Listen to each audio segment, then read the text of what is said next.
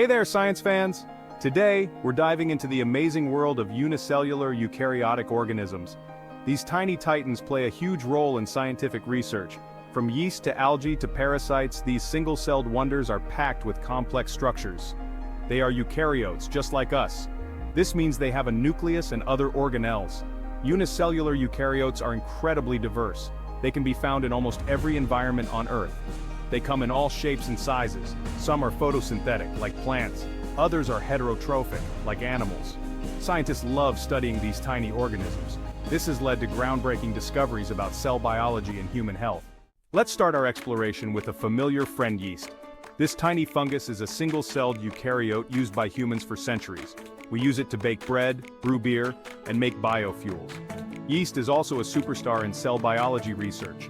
They share many characteristics with human cells, like having a nucleus and mitochondria.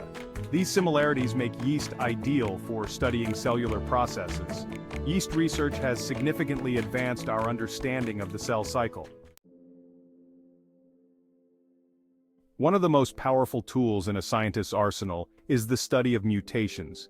Mutations are changes in an organism's DNA sequence that can alter its characteristics. By studying mutations in yeast, researchers have made groundbreaking discoveries about the cell cycle. Imagine this. Scientists can grow yeast cells in the lab and expose them to chemicals or radiation that cause mutations. Then, they look for yeast cells that exhibit unusual behavior, like dividing too quickly or too slowly. These abnormal cells often have mutations in genes that control the cell cycle. By identifying these mutated genes and studying the proteins they encode, scientists have pieced together the intricate network of molecules that regulate the cell cycle. They've discovered checkpoints that ensure the cell is ready to divide, as well as mechanisms that repair damaged DNA. These discoveries have not only advanced our understanding of basic cell biology, but have also had significant implications for cancer research. Cancer, after all, is a disease of uncontrolled cell division. By understanding the molecular mechanisms that control the cell cycle, scientists hope to develop new therapies to target and kill cancer cells.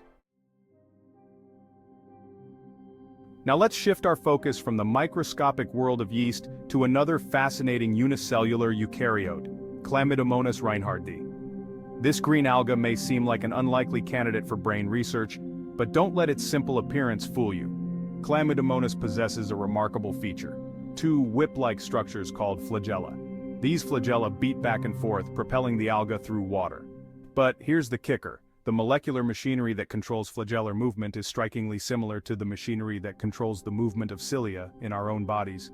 Cilia are hair-like structures found on the surface of many cells in our bodies, including those in our brains.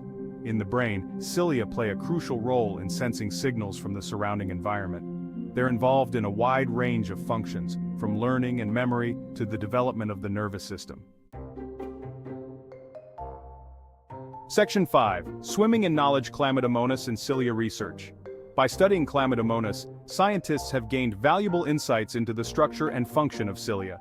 They've discovered the proteins that make up the flagella and how these proteins interact to generate movement. These findings have helped to illuminate the mechanisms underlying cilia-related diseases in humans. Defects in cilia can lead to a wide range of disorders, collectively known as ciliopathies. These disorders can affect multiple organs, including the brain, kidneys, and eyes. By understanding how cilia work at the molecular level, scientists hope to develop new treatments for these debilitating conditions. Chlamydomonas has also proven to be a valuable model for studying other aspects of cell biology, such as photosynthesis and responses to light. Its simple structure and ease of genetic manipulation make it an ideal system for dissecting complex biological processes. Section 6. The malaria parasite, a tiny terror with a complex life. Our journey into the world of unicellular eukaryotes takes us now to a more ominous organism, the malaria parasite. This single-celled parasite is responsible for one of the deadliest diseases in human history, infecting millions of people each year. The malaria parasite, Plasmodium, has a complex life cycle that involves both mosquitoes and humans. When an infected mosquito bites a person, it injects the parasite into the bloodstream. The parasite then travels to the liver, where it multiplies rapidly.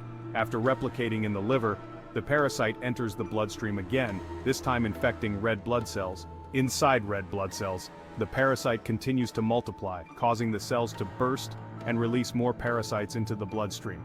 This cycle of infection, replication, and cell bursting is responsible for the characteristic fever and chills associated with malaria. Section 7. Unmasking malaria, exploring the parasite's unique organelles.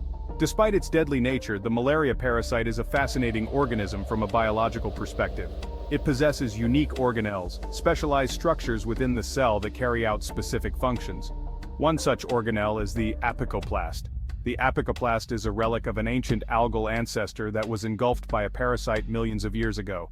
Though no longer capable of photosynthesis, the apicoplast is essential for the parasite's survival. It plays a crucial role in synthesizing fatty acids and other molecules that the parasite needs to thrive. Scientists are studying the apicoplast as a potential target for new antimalarial drugs. Because the apicoplast is absent in human cells, drugs that specifically target this organelle could kill the parasite without harming the host. Another unique organelle found in the malaria parasite is the rhoptres.